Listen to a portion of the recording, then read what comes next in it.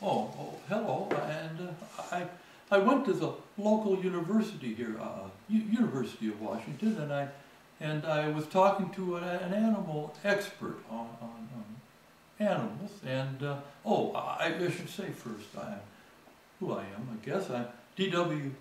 Franklin, and if you've seen my other two videos, you know who I am, and that I've written a book and I put it up on the Kindle store called Thank God Those Idiots Are on the Other Side of the Mountains. But now Alice and I think I know now by now, to my wife, that both of us are sorry we ever wrote the book. I'm afraid we're going to be sued. And also I went to the university, and this man assured me, that a learned man, that dogs cannot speak, and even if they wanted to, that their lips and their mouth and their tongues are not right for it.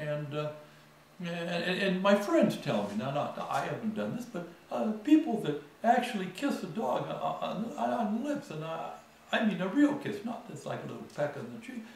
They tell me that they know that dogs do not have the right lips for making the human sounds. So for this couple in Florida, we're terribly sorry what happened to their old gentleman poodle named Fred. And he's not a little poodle like Moses and like our late dog Fifi you could hold in your hand, arms like this, but he was a standard poodle, and he was a tall. They're big dogs and not very intelligent, I understand.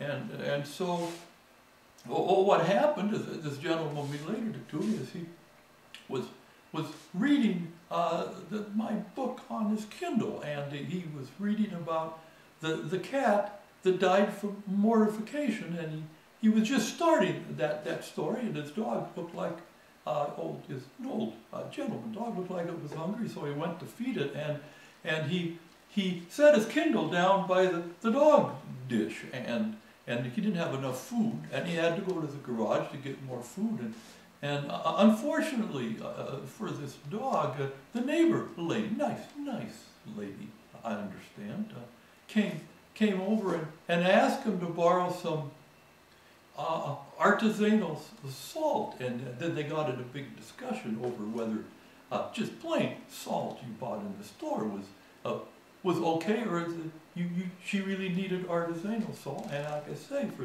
an unfortunate turn of events for this dog, because when he came back, then he was a little bit of time. The dog had passed away. It was laying dead, right slumped over this dish, and it's sad little picture there, when you think about it. And he noticed then, it was in his grief, he was able to see that the Kindle had been advanced to the end of the story of the cat. And now, thinking about it, his wife told me they remembered that when the dog rode in the car, it would look out the window at the street signs and sometimes would bark and seem to show a lot of interest in these signs, but they didn't think anything about it. I mean, they didn't know what was happening. Now they wish they'd have paid attention, because he thinks that the part about the cat, when the hat fell on the cat's head, was too much for the old dog in the book, and it killed him. And of course, we all feel terrible. And now like I say, for Alice and I, we're sad now, and we're also getting a lot of not nice letters, emails, but I don't get them. They come to my friends and they tell me, they give them to me, that people aren't happy with the fact that we might have been responsible for killing the only reading dog in the history of the world. And so we're sorry for this. We're very sorry, and I want to put this warning out, and now we are going to get a lawyer, and we're just ordinary people now. We need a lawyer, and this is getting out of hand. But please, if you think your pet might be able to read anything at all, then don't leave the Kindle on the floor, or if it's a cat up on the table, where they might read it and see something that's funny, and it might be, especially if it's an old a nice gentleman dog like this standard poodle was, it might be too much for him. And I don't think you have to worry about parakeets or parrots, because they have a brain, you know, so I understand, about the size of an almond, which I don't think they're going to be able to read anything. But please be careful, and I want to extend my condolences to this family and of this dog, and also